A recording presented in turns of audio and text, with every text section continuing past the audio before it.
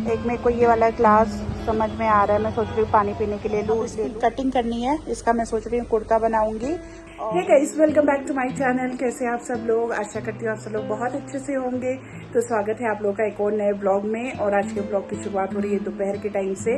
Lunch करने का time हो गया है, तो बस मैं लंच करने जा रही थी और अभी नहाई धोई हूँ।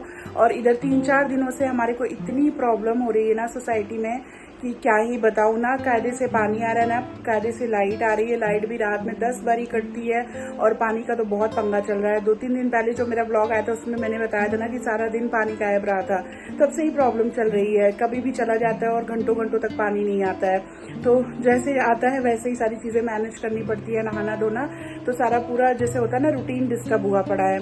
तो बस कुछ ऐसी चल रही है ज़िंदगी। गर्मी से पहले ही परेशान थे, उसके बाद ये सारी भी मुसीबतें लगी हुई है।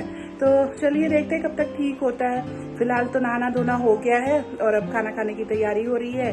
तो चलिए लंच करते हैं पहले। तो इधर आ गया जी मेरा लंच। चावल, थोड़ी सी भुजिया सब्जी आलू परवल की और दाल साथ में, और थोड़ा सा मिर्च का अचार। मैंने आम का अचार भी डाला था पर अभी आम का अचार अच्छे से बना नहीं है, अभी भी धूप में रखना हो रहा है, तो अभी उसको पकने में टाइम लगेगा। तब तक मिर्च के अचार से काम चलाते हैं।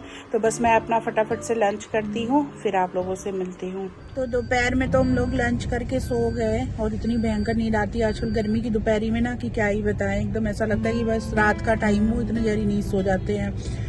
और काफ़ी देर से सो के उठे, हालांकि दोपहर में सो जाओ ना फिर रात की बड़ी दिक्कत हो जाती है। तो खैर अब तो हो गया है शाम का टाइम और अभी इस वक्त यही टाइम है जब थोड़ा सा बाहर निकलने का दिल करता है। तो बस हम लोग थोड़ा सा निकले थे क्योंकि थोड़ा सा घर का भी कुछ सामान लेना था और थोड़ा स्टेशनरी का सामान लेना था बच्ची के लिए। तो बस निकले हैं बाहर, काम निपटा के फिर जाएंगे घर। तो हम लोग स्टेशनरी वाली शॉप पे तो आ गए। ये जो सामने आशीर्वाद बुक्स लिखा रहा है ना, ये वाला डोमिनोज के नीचे जो शॉप है, वहीं पे गए सभी लेने के लिए। ज़्यादा कुछ नहीं था, बस एक चार्ट पेपर और सामान लेना था। बच्ची को मिला हुआ है समर होमवर्क का काम ना, तो बस वही सब करने के लिए बच्चों का कुछ ना कुछ लगा रहता है। तो एक चार्ट पेपर लेना है, कुछ प्रिंट आउट्स वगैरह लेने हैं और थोड़ा सा और कुछ बोला था, याद नहीं आ रहा मेरे को। तो बस वो लेने के लिए गए हैं। इसके बाद थोड़ा सा क्लीनिंग का सामान भी हम लोग को लेना है और दूध वगैरह लेना है, फिर उसके बाद घर जाएंगे। और ऐसा ना इतनी गर्मी हो रही है भयंकर ना कि जैसे अजीब सी सुस्ती सी हो जा रही है। आप लोग कैसा फील करते हो बताना। मैं तो जैसे लगता है कि एनर्जी ही नहीं ड्रेन होती चली जा रही है, बिल्कुल अच्छा ही नहीं लगता बिल्कुल कुछ भी। और पता नहीं क्यों इतनी क्या हो रहा है। वैसे तो आज 14 तारीख हो गई, देखो पता नहीं कब आएगा मानसून, कब बारिश शुरू होगी, कब थोड़ा सा मौसम ठीक होगा। पर अब ना जैसे जी ऊब सा गया है, ऐसा लग रहा है ठीक हो जाए तो ज़्यादा अच्छा है। तो मैं इधर आई थी 100 रुपये वाले स्टोर पे। मेरे को एक्चुअली फिनाइल यहाँ लगे हुए ना, फिनाइल की बोतल चाहिए थी। और यहाँ पे देखिए यहाँ तो बहुत सारी चीज़ें, पर थोड़ा सा क्वालिटी का इशू रहता है, बहुत अच्छी क्वालिटी का नहीं रहता, पर टब बहुत काम चलाओ सारा मिल जाता है। और फिनाइल की बोतल इनकी अच्छी होती है। और ये तो देखिए थोड़ा सा क्रॉकरी का भी सामान है, थोड़ा दूर भी पड़ा हुआ था, है अच्छे। देखते हैं कुछ समझ आता है तो। चीज़ें तो बहुत सारी, उधर टॉयज वगैरह भी हैं। एक मेरे को ये वाला ग्लास समझ में आ रहा है, मैं सोच रही हूँ पानी पीने के लिए ले लूँ क्योंकि मेरे वैसे भी डेली यूज़ वाले ना सारे ग्लासेस टूट गए हैं। तो ये देखिए थिकनेस तो सही लग रही है, उठाने में भी थोड़ा हैवी ही है। अब इसका देखते हैं क्या प्राइस लगाते हैं। ये पड़ा हुआ तो धूल मिट्टी में सब कुछ, पर कई चीज़ें थोड़ी थोड़ी सी अच्छी भी लग रही हैं क्वालिटी वाइज। अब ये वाला तो सही लग रहा है मेरे को, तो मैं ले लेती हूँ। वैसे भी 100 रुपीज़ में क्या ही मिलता है ना, तो ये वाला देख रही हूँ। तो थोड़ा सा भी सामान लेने के लिए बाहर निकलो ना, इतना टाइम लग जाता है हर चीज़ में कि पूछो मत। 9 बजने को आ गए हैं। और ड्राइवर साहब कैसे हो? बढ़िया हूँ। Walking around. मैं शाम को बोला यार मैं घर में बैठे बैठे ना एकदम परेशान हो गई, त्रस्त हो गई, थोड़ा मेरे को चक्कर कटा दो।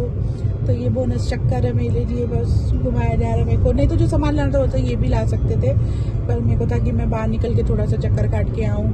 और अब दूध लेना और रह गया है।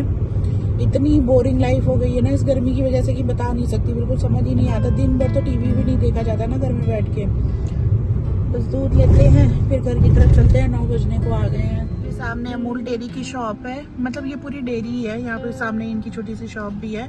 तो सनी गए हैं दूध लेने के लिए, यहाँ पे थोड़ा फ्रेश मिल जाता है अच्छा सा दूध। और ये देखो बच्ची ने प्रिंट आउट मंगाया था कॉम और कॉफ़ी पीते हुए गांधी जी। दादी जी कॉफी चम्मच से पिया करते थे।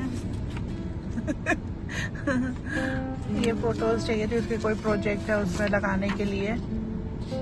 बच्चों को भी क्या क्या काम मिल जाता है ना, हम लोग को भी कितना होमवर्क मिला करता था। तो जब छोटे थे, मैं तो 6th क्लास में थी तब हॉस्टल में चली गई थी और इतना भयंकर होमवर्क मिलता था। और तब पूरी प्रॉपर 2 महीने की छुट्टी भी हुआ करती थी, मई जून पूरी छुट्टी रहती थी। तो इतना भयंकर होमवर्क मिलता था और अब पूरी छुट्टी तो इधर उधर विचरने में निकल जाती थी। जब आखिरी के 15-10 दिन बचते थे तब भाई एकदम से ऐसा बीपी बढ़ता था कि होमवर्क नहीं पूरा, अब स्कूल वापस जाना है और अब पिटाई लगनी है। और तब तो मार वार सब खाते थे, ऐसा कुछ नहीं था कि टीचर्स बच्चों पे हाथ नहीं उठा सकते, ये नहीं कर सकते, वो नहीं कर सकते थे, मुर्गा बना बना के रखते थे।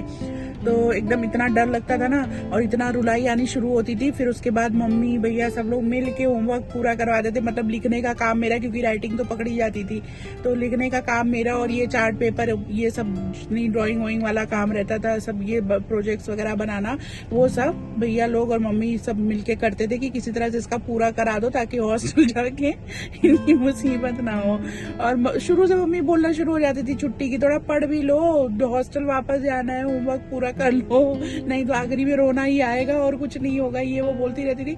पर बच्चे होते थे इतना कहाँ हमें पड़ी रहती थी। जब आखिरी 10 दिन बचते थे तब मौत आती थी। तो अब इन लोग को देख रही हूँ होमवर्क करते हुए इतने स्पीड से ना, तो वही सारे दिन याद आते हैं।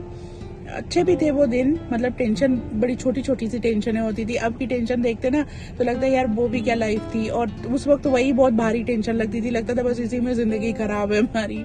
तो हम लोग सामान लेके तो घर वापस आ गए और घर आने के बाद मैंने एक काम शुरू किया है। तो ये एक क्लॉथ लेंथ है, मतलब फैब्रिक है, मेरे पास बहुत टाइम से पड़ा हुआ था और आजकल ना मेरा बहुत मन लग रहा है सिलाई सीखने में। एकदम से भूत सवार हुआ है कि मैं कुछ सिलना सीखूं। वहाँ पे मेरी माताश्री की मशीन रखी हुई है। तो ये मैं सोच रही थी, बहुत दिन से ये फैब्रिक मेरे पास पड़ा हुआ था और मैं सोच रही थी ये 5 मीटर है लेंथ में, पर ये निकला 2.5 मीटर। तो अब इसकी कटिंग करनी है। इसका मैं सोच रही हूँ कुर्ता बनाऊंगी और साथ में प्लाजो का कपड़ा तो अलग से लेना पड़ेगा, इसमें तो कुछ होता नहीं। तो ये मैं एक फ्रॉक स्टाइल वाला कुर्ता ले आई थी नाप के लिए, पर इससे तो हो नहीं पाएगी कटिंग। तो अब जाती हूँ कोई दूसरा प्लेन कुर्ता लेके आती हूँ और इसको आज कट करके रखूंगी और कल इसकी सिलाई करूंगी। मैंने पूरा फैब्रिक जो लेंथ थी अच्छी तरीके से आयरन करके बिल्कुल प्लेन कर लिया है, क्योंकि सुकड़े से कपड़े रहते हैं ना तो कटिंग नहीं सही होती है। अब इसको मैं सोच रही हूँ बाहर डाइनिंग टेबल पे कट करूंगी। और इसका प्रिंट देखिए ना कितना सुंदर लग रहा है खुल के, और ये मेरे पास बहुत दिन से रखा हुआ था। प्रिंट भी अच्छा लग रहा है और कपड़ा भी बहुत सॉफ्ट है गर्मी के हिसाब से। तो बस अब इसकी बाहर डाइनिंग टेबल पे खाना वाना हो जाए उसके बाद अच्छे से लगा के फिर कटिंग करूँगी, वहाँ आराम से हो जाता है बिल्कुल। तो गाइस पहले ना मेरे से मेजरमेंट करने में दिक्कत हो गई थी। मैं सोच रही थी 2.5 मीटर कपड़ा है, पर ये है एक्चुअल में 4 मीटर से, मतलब लगभग 4.25 मीटर के आसपास। तो ये मैंने ऊपर का पोर्शन बनाने के लिए और प्लस बाजू के लिए काट के अलग कर लिया है, और इससे मैं नीचे बनाऊंगी फ्रॉक का वाला हिस्सा। तो बस अब मैं कटिंग करना शुरू कर रही हूँ, और इतनी एक्सपर्ट तो नहीं हूँ मैं, देखती हूँ कैसा बनता। हो सकता है गड़बड़ भी हो जाए, क्योंकि मेरा पहला कुर्ता है जो बिल्कुल स्क्रैच से मैं बना रही हूँ, पर देखते कैसा होता है। तो मेजरमेंट के लिए मैं ये वाला ही यूज़ कर रही हूँ। अब धीरे धीरे आके कटिंग करते हैं। और ओरियो अभी घूम के आया तो हाफ रैक खूब तेज़ी से। गर्मी हो रही है बहुत ज़्यादा। तो देखिए मैंने कपड़े पे ना मार्किंग लगा ली है, ये ऊपर का पोर्शन कट कर रही हूँ। अब भगवान जाने ये कैसा कट होगा, मेरे को डर भी बहुत लग रहा है। तो चलिए बस राम का नाम लेके कटिंग शुरू करते हैं। थोड़ा थोड़ा एक्स्ट्रा कट कर रही हूँ, क्योंकि अगर बाय चांस कुछ गड़बड़ हो गया ना तो हमारे पास मार्जिन रहेगा उतना सही करने के लिए। तो बस अब कटिंग करते हैं।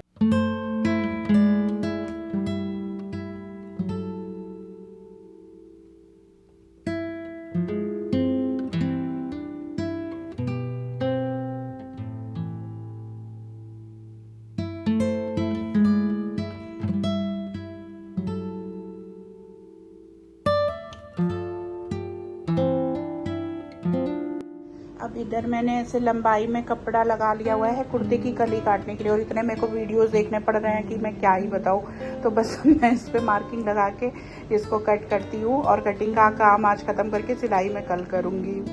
तो इधर देखो मैंने कलियों की मार्किंग कर ली है, और इसमें मैं 8 कलियाँ निकालने की कोशिश कर रही हूँ। 8 फोल्ड किया हुआ है कपड़ा, तो 4 एक तरफ निकलेगी, 4 एक तरफ निकलेगी। तो आई जस्ट होप कि सही से हो जाए। एक जब बना लूँगी ना फिर उसके बाद आइडिया आ जाएगा तो फिर दिक्कत नहीं होती है बाद में। अभी पहला इसलिए ज़्यादा मेरे को सोचना पड़ रहा है।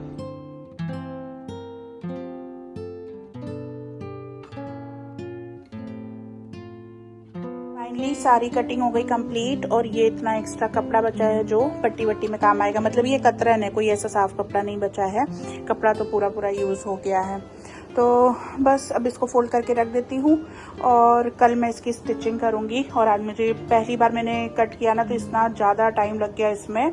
पहले भी थोड़ा बहुत सिला विला है पर इतना स्क्रैच से नहीं बनाया मैंने कभी। पहला मेरा कुर्ता है जो मैं बनाने जा रही हूँ तो बहुत ज़्यादा टाइम लग गया। तो चलिए अब इसको फोल्ड करके रखते हैं और आज के काम को यहीं पे ख़त्म करते हैं। फिर कल मैं अच्छे से इसको स्टिच करूँगी, फिर देखते हैं कैसा बनता है। अच्छा बनता है, सही बनता है कि गड़बड़ हो जाता है मामला। यहाँ मेरी सिलाई मशीन है तो यहीं पे रख देती हूँ। और ओरो सो रहा है। ओरा और अपनी नींद पूरी कर रहे हैं। सो गाइस कटिंग का काम हो गया और मैंने बहुत सारा टाइम ले लिया। और पहले मैंने सोचा था कि मैं बाहर डाइनिंग टेबल पे कर लूँगी पर इतनी गर्मी लग रही थी ना कि मेरे से हुआ नहीं। और पंखा भी नहीं चला सकते बाहर क्योंकि कपड़ा उड़ता रहता ना तो बड़ी दिक्कत होती है। तो ये सोच के फिर मैंने अंदर ही किया और अंदर भी पंखा बंद करके टीवी बंद करके काम किया। उस चक्कर में सनी भी बड़ी देर तक परेशान होते रहे। तो खैर फाइनली हो गया और मैंने फोल्ड करके रख दिया है। कल स्टिच करूँगी। और बाहर का मौसम इतना गर्म हो रहा है, देखिए कहीं कोई बादल नहीं, कुछ नहीं, बस पता नहीं कब बारिश होगी। अब तो एकदम जैसे थक से गए हैं इस गर्मी से, बस लग रहा है कि जल्दी से ख़त्म हो जाए। और अभी भी जनरेटर चल रहा है, लाइट है नहीं, कोई भरोसा नहीं कि कभी ये भी बंद हो जाए।